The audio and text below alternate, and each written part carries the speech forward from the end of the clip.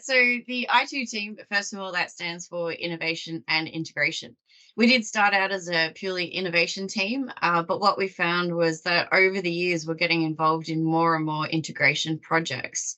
It's amazing how often you do need that element of innovation in order to deliver a complicated and successful integration project. So we teamed up, we've grown the team like you would not believe over the last 4 years. So we've got specialists in lots of different integration platforms, as well as we've got our still very pure innovation team. We also fill a lot of gaps. So what will happen is a solution might be sold into an organization. During deep dives, they might find that that organization does something a little bit different to what the package does out of the box. They tend to come to us to look at a way to bridge that gap and complete a fully successful solution for the customer. Well, as Narelle said, I think the foundation of the pillar was innovation, and we were encouraging customers to come to workshops and using design thinking to create cost-effective, innovative solutions to problems.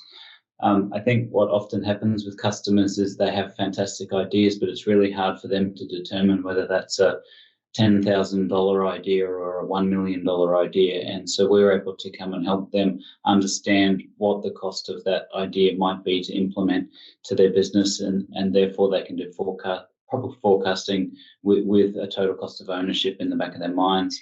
So it was great to get involved in, what was megatrends. So we were talking about AI, ML, mobility, big data, cloud compute, etc. And now these have all these concepts have just formed part of our daily conversations, so they're not overly special anymore, but we do, it's really fun to stay on the forefront of technology and try all the latest things out as soon as we can.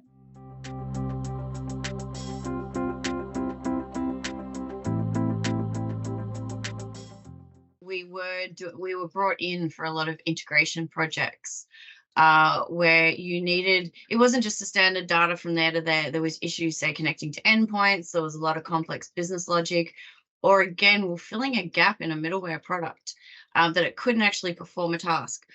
So the innovation team found some incredible ways of still, again, bringing that solution together, but using elements of innovation to get the middleware platform to do what it did. I think something that really came from that too was our product Campfire.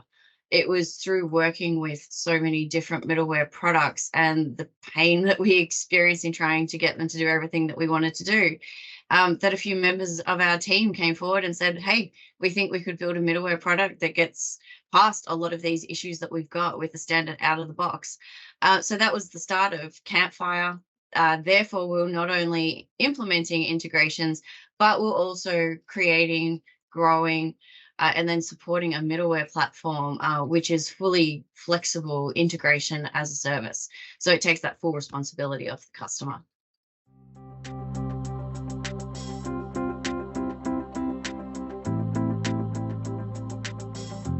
I think you've got two types. You've got those organizations that are ready and they've planned. So they've seen, say, a disconnect within their organization, double entry, human mistakes within that double entry as well, and they've selected a range of best of breed software. So rather than having one platform and it's going to do everything for you, they've got disparate best of breed software that needs to all be integrated. Now, you get organizations that plan for that, and they go on a very specific path to make sure that they implement. And then there's those that realize they just need it. They haven't actually realized that they're ready for it, and they actually don't have much choice. But we actually love getting involved in organizations like that because we can show them the potholes along the way. Integration and middleware isn't just sending data from point A to point B. There's so many more elements of that, down to the understanding the business process flows, the business logic that's got to happen, the data transformation, and ensuring that whatever platform that you're using is going to be able to manage real-time integration, scheduled. There's a lot in there. So what we do is, no matter whether they're ready for it or they've just found suddenly that they need it, we can come in and advise them on the best way to approach it, and also help select the right middleware product for their organization for now and for their future state. I'm sure Shannon's probably got something to say on that one too. No, I agree with everything that you said there. The two things that I'd call out though is this trend for everyone to choose best of breed software. And so when you choose best of breed software, sure, you get the advantage for the person who's chosen that particular piece of software, but to get enterprise advantage out of all of the various best of breed systems that you're buying, you do need to integrate them together, and you need to have that single pane of glass view of you. It turns into master data, it turns into intelligence and analysis. So I think that's really important, and you did touch on that.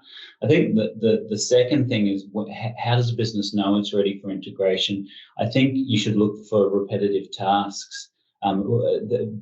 Robotic process automation and then enterprise automation are two concepts which are starting to get some attention. And what you see is integration has the ability to solve those particular problems, and so when you see repetitive tasks, that's generally a good sign that you need some integration. So to get people contributing to the business more, not just doing busy work.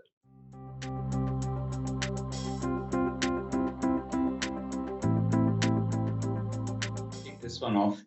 What I've noticed in the last couple of years are people, our big customers, and not just our big customers, as I say, a lot of customers are tending to solve their integration challenges with cloud native constructs and cloud native services, as opposed to purchasing middleware and investing in middleware. And I think they're doing that for a couple of reasons, but one of the main ones is that middleware seems to be some middleware, not Campfire, but some middleware will have you create proprietary logic in a proprietary language. And so then every single integration problem that you have to begin to solve that with a construct that you have to maintain and keep. Campfire has been written a little bit differently, so that when you write the logic which solves an integration challenge, that's written in a really nice generic JavaScript, TypeScript type language, which is portable. You can take that with you, you can reverse engineer it, and you can use it again. So we've taken a very open systems approach to solving those problems. But I do think that technical debt is a big consideration for customers when they're trying to solve an enterprise-wide integration problem.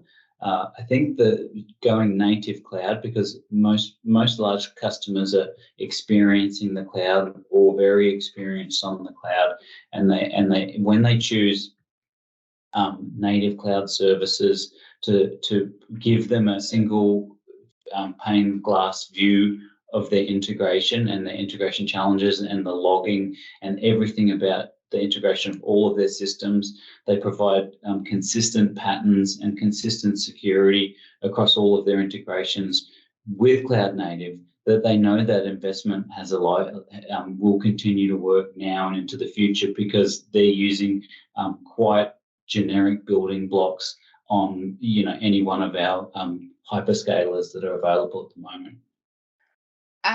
Yeah, I think it's also that change in mindset from the customers, where for so long point to point was the way to do it. That's what everyone thought was, oh, well, that's the most efficient, that's the most effective, and it really isn't.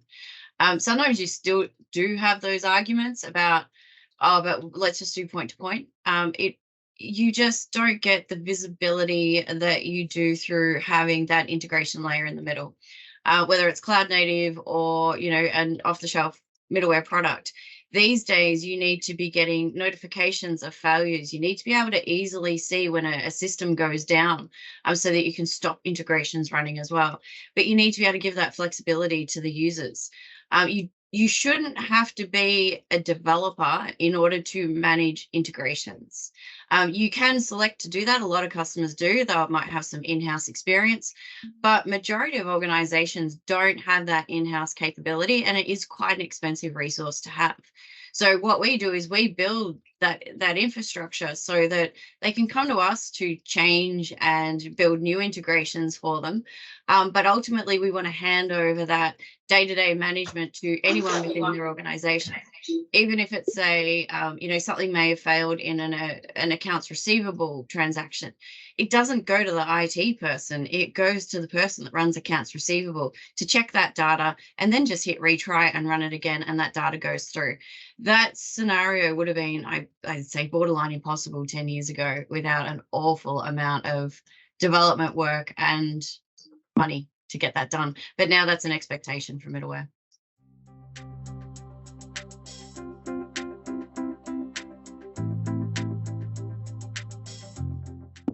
Okay, that is good.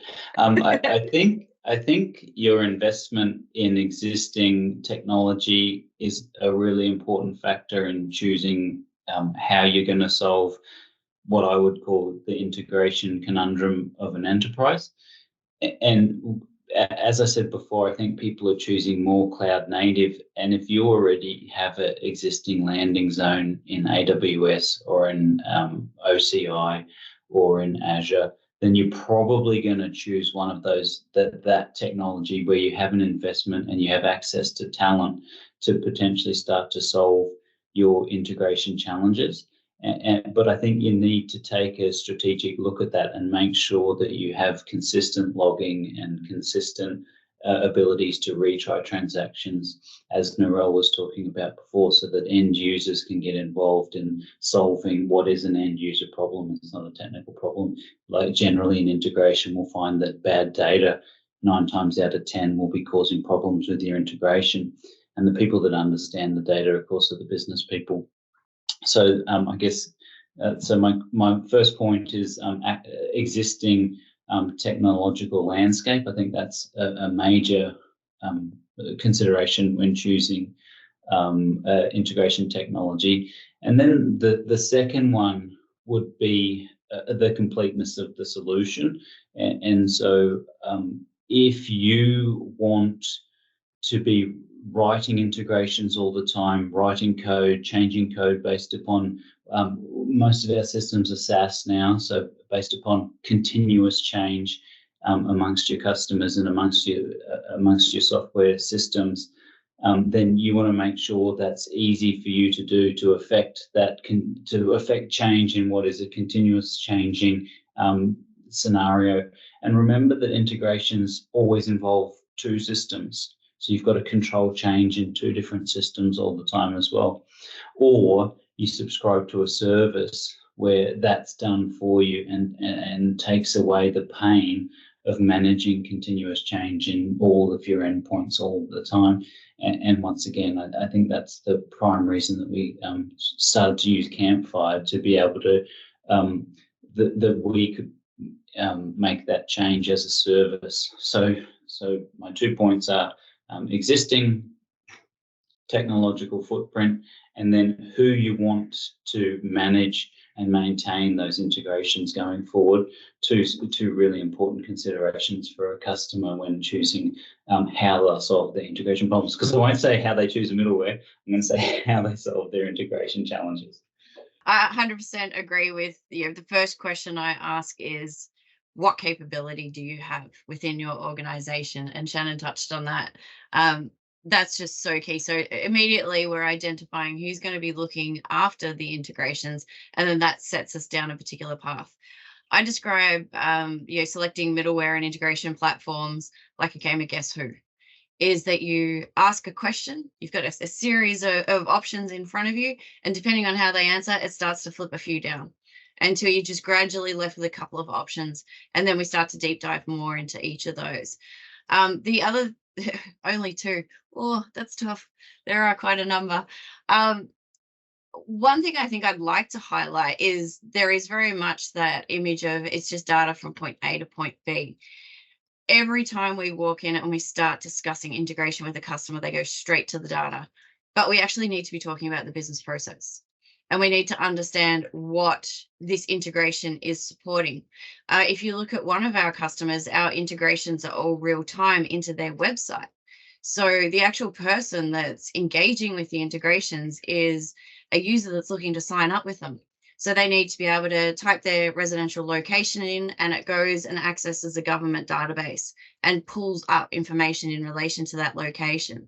Then might enter a promo code they've got, and then that goes and shifts off to their CRM, pushes and pulls data from there.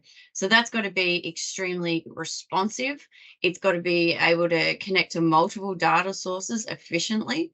And so that's a whole different landscape of how we'd set up their integration platform compared to someone that's just, say, passing financial data back and forth for reporting purposes, where it could be run twice a day, once a day, who knows? But you don't have that restriction around an end user being impacted by the platform you've chosen. So I say you've really got to focus in on those business processes and what exactly the integration layer is being used for. And then we can architect it and make sure that the data that is going from point A to point B is going there efficiently, and also in its correct format. There's usually a lot of data transformation we need to do. So they're my two main things.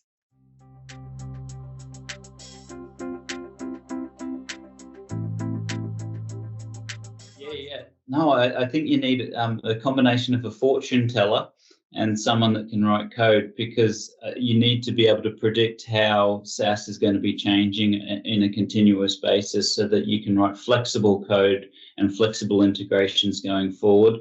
I think the more flexibility that your developers can put into the integration will mean less pain as you keep up with the rest of the cloud and the rest of SaaS. So I think that's really important. The only other thing that I'll say is that, and my analogy is, you can be a very, very good driver, but you may not be an experienced driver.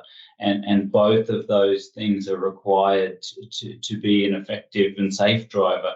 And so you could be a very good coder, but if you're not an experienced integration person, you can make mistakes and the end results might not be perfect. So I think Narelle mentioned we've avoided many potholes in many integration projects. And so I think we have very good developers who are very experienced at integration, and the end result is a really nice, tidy integration that goes the distance. I think you're looking for someone that is a very good problem solver too. So if you look at some of our more complicated integrations, we might have, say, 7 or 8 systems all coming together. You've got to have someone that can picture that in their head as well as document it too, and to think of all those variables going back and forth. I find with integrations, it's very easy to get yourself in a data loop if you're not also looking at it from an agnostic point of view. Some meetings that I've sat in with businesses is I'll get an SME from each of their departments that manages that bit of software, and they all think that their software should be the master, or where it should all be. So you've got to be a bit of a negotiator too, to sit there and document how that data should go through, but also who should be allowed to update it and where does it get pushed. So you've got to be able to visualize, you've got to be able to hold a lot of information in your head. And then you've also got to be able to deep dive into each of the scenarios that you're building. And that's, again, where I come back to that business process. I'll send you just a little snapshot of one of our diagrams that we've created for a customer. And that was originally put in an Excel spreadsheet where it was just data going from there to there. But when we looked at it, it was two-way integrations across, I think, around 22 different applications. And that cannot be summarized in a spreadsheet. It's just a completely different beast. So your ability to architect, your ability to problem solve, because, geez, hang on, none of this data looks right either. So you've got to have a strong understanding of data migration. Change, you need to be all over how change management, even once you go live, getting an organization to understand that they can no longer just change systems in isolation, because it's going to impact the data itself. But then making sure you also are extremely engaged with the customer and breaking down those terms into common terms that everyone in the business can understand. Being an oracle is always helpful no matter what kind of project you're on. But anyone that can see up front, as soon as someone says, oh, this is what we want to do, to be able to go, oh, okay, well, that's going to be a problem and that's going to be a problem. So let's get working on that straight away. So yeah, just you need to have confident troubleshooting, oracles in your team, but you don't have to be overly technical to really contribute to a middleware project. I would say being able to talk to the customers and get those needs out is just as important.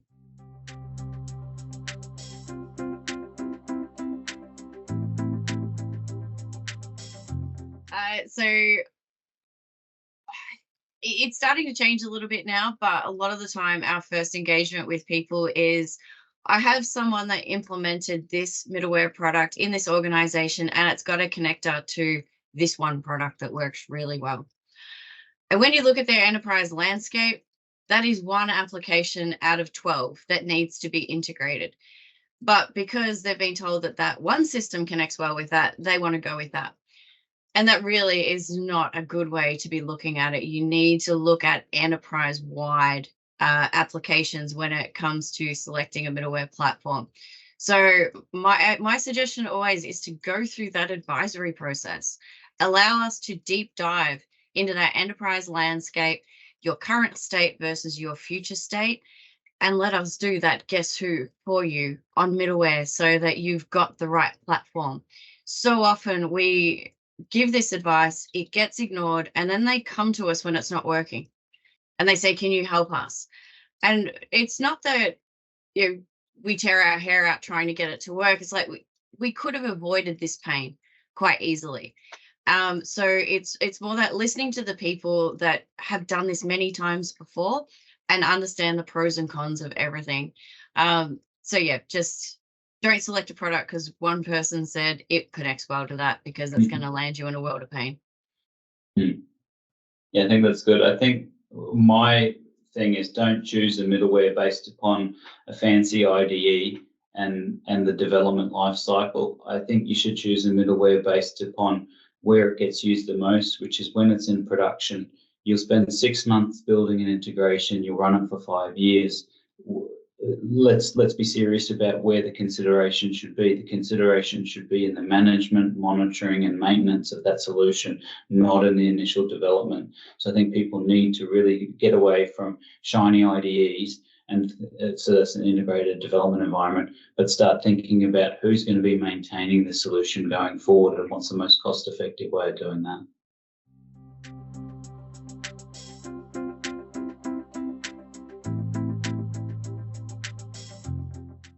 Yeah, thanks. Yeah, I think that's a conundrum that a lot of our customers face all of the time. And there are generally two types of solution to an integration problem or an integration opportunity. There's a tactical choice where you choose a specialist. So let's say we're putting in Dynamics 365 and we need to integrate to our ERP. You could choose to solve that integration challenge with a Dynamics person, and they could do a point-to-point integration to the ERP, and that will get the traffic moving and it will get the data moving.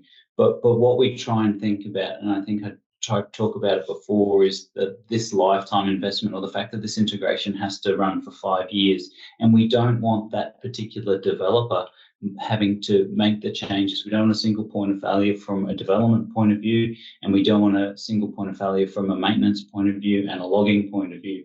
When you choose a more strategic solution to an integration problem, you get to take advantage of being able to rapidly change passwords. You get a single pane of glass for all your errors and your monitoring. You get to retry any transactions in a single interface with a single username and a single password.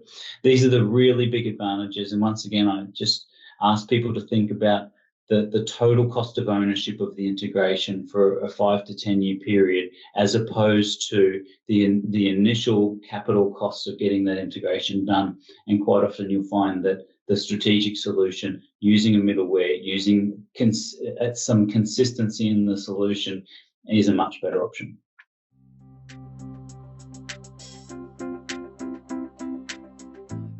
It's a team effort when it comes to integrations.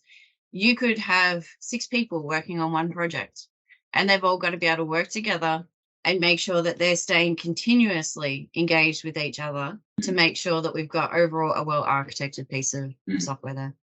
I think also, Nora, you touched on a really important point. Because an integration generally involves 2 systems, you have to be a constant negotiator as well, because you've got to evaluate where to put the logic, because one of the ideals of integration is dumb pipe smart endpoints, but everyone thinks that their solution is superior, and so but you have to choose the path of least resistance to get this integration working, to understand who owns data at that particular point in time, and to make sure all the systems are well informed. So that negotiation side of it is also really important. But what we're seeing is that quite often the integration component of an ERP implementation or a CRM implementation is actually more expensive and more complex than the core project itself. And that's becoming normalized. So because people have these point solutions, integration is more complex. It's just getting more complex. And so I think it reiterates the importance of a strategic solution.